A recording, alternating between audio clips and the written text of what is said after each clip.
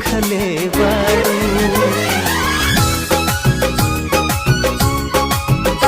अखिया में कवन जादू चोरा के तू रखले बारू।